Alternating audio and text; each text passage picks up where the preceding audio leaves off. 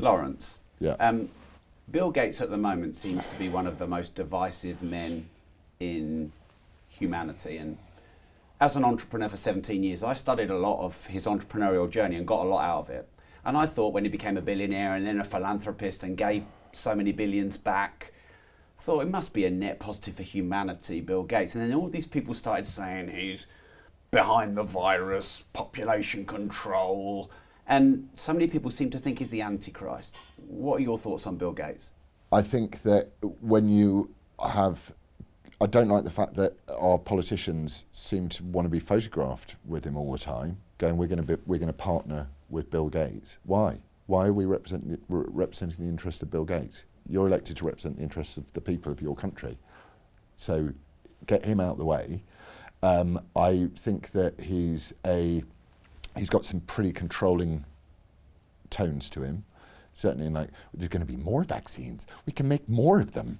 And it's like, I don't want any more of them. Thanks very much. I didn't need this one, and I don't want any of the others either. Thanks very much. I don't like the thought of a man he's twiddling his thumbs going, I'm worth billions of dollars. Now what can I do to improve mankind? You know, that's the stuff of Bond villains, isn't it? And it's like, again, I don't think people are naturally good, and all of the great horrors that have come to mankind have been done in the name of altruism. Every single one has been done in the name of doing the best for mankind.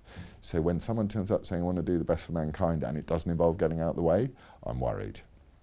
I find him and also, get vaccinated, it's really good for your health. It's like, do some sit-ups, chap. Go on a jog maybe, or even a brisk stroll, Bill. That might work for you. You moved. Don't hold back, or I don't. But what about all these billions he's given to charities? This philanthropy, you don't buy it? No, of course, it's great. Good for him. Give your billions to charity. That's great. Thank you. But what's his face? Sadio Mane gave he's given everyone in his village in Senegal $70. Is it Sadio Mane? No, it's not. Is it Mane? I think Mane, yeah. Yeah, He's done loads. And there are a lot of footballers who actually, who never talk about it or anything like that, who give huge chunks of their salaries to their local communities, and they're just not spoken about. They just get on and do it. And I think, there's something I really admire about the lack of ostentation about proper charity giving. So when someone makes a big show of it, I'm like, I apply most rules in life. I apply the gun to head rule, and it's like, if you put a gun to my head and went Bill Gates, yes, no, I'd have to go no. That's it.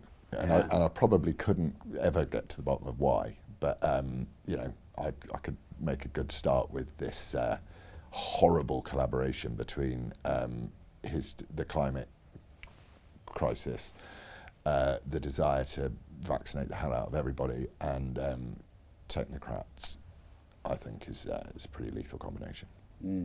So if, from what you said, most all evils in the world have come under the guise of altruism, how do we be altruistic then?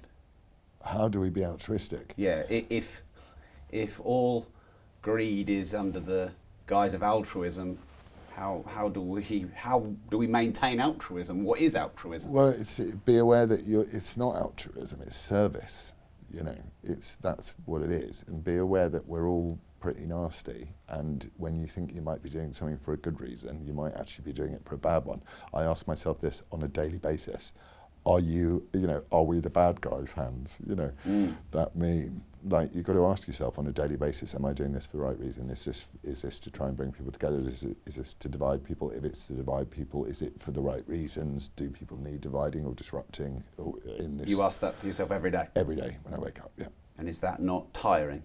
No, because it's important. It's self-auditing. Oh my God, I'm a Scientologist. You're auditing your own, what you're trying to do, what you're trying to achieve. But because I've got to have a faith, I also am going, I'm not just trying to do it for myself, I'm trying to represent something else. Yeah, something no one really seems to talk about is balance. Because if you think about it, there is a selfish and a selfless angle to everything if you look at it. Yeah. So why can't we just all admit that there's a selfish angle to the selfless, or if we are in the pursuit of something selfish, do something selfless to balance it out.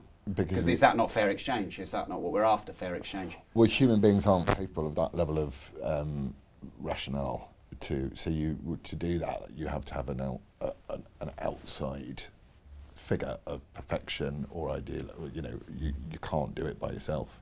It's like you know, there's a reason why it says in the Bible, love your enemies, because that's your entire life. You could spend thinking about that.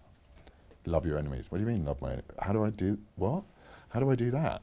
It's like, you know, these huge conundrums that we're confronted with are the most important questions.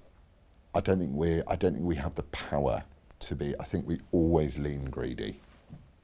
I think everyone will always lean greedy, pretty much. And, you know, that's why you got to ask yourself every day, am I leaning greedy?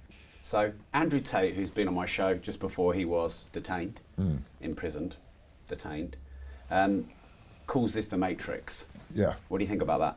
Yeah, I think it's a good analogy. I mean, I'd watched Matrix several times and I love it as a movie. Apparently the Matrix was originally about transgenderism. Ah. I've heard. Is it both is the it creators? The directors, yeah, I think it was brothers. Are they brothers? Yeah, I don't know. I don't know enough We're about trying to get them on the show, aren't we? Yeah. And have they not changed their gender? They have now changed into women, yes. Yeah. So So the creators of the Matrix have changed into women, according to my producer. So it is a Matrix, because once you see it, you can't unsee it. Do you know what I mean? I know you don't particularly want to go into lockdowns and stuff like that. So you say whatever you want. But once you see how easy it is for the social fabric just to be like that, you go, wow.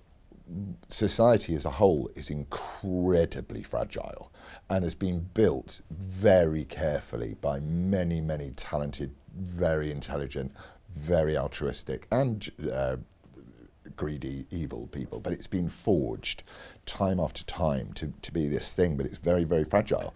And once you get a sort of a lockdown or a cancellation or something like that, something jerks you out of it, you can't unsee how society is controlled. And that is terrifying. So I now, for example, don't trust the science. I don't. I wouldn't go into hospital by myself. And if someone said, do you want your kid to have a nasal flu booster? I'm like, no thanks. I have no idea what's in it. No thanks. And I imagine a load of people will will stop giving their kids sterilising vaccines now, because they've just gone, what's happened? And we've got excess deaths like, no one talks about them, media doesn't talk about them. So you've got to sort of sit there and go, there's something going on here. It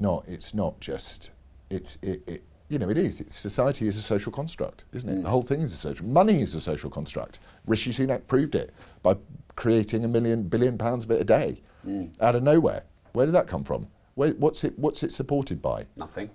You know? Yeah, there is no gold standard, supported by nothing. Yeah, so people are still dutifully, and I completely understand why they want to, you know, and Cypher, he can't cope. He just wants to go back into the Matrix. That's what he wants, and he wants that steak, and he just wants to go, I know this isn't real, but fuck, it tastes good. So I can understand why people want to stay in the Matrix, but I think it's a good analogy, yeah. So I've been thinking about this since lockdown. This was just a short excerpt from a long, deep and fascinating discussion with Laurence Fox. Go down the rabbit hole with me right there. So if, like us, you want honesty, balance, integrity in media, fight back. Like this video, subscribe to the channel and turn the notification bell on. And remember, if you don't risk anything, you risk everything.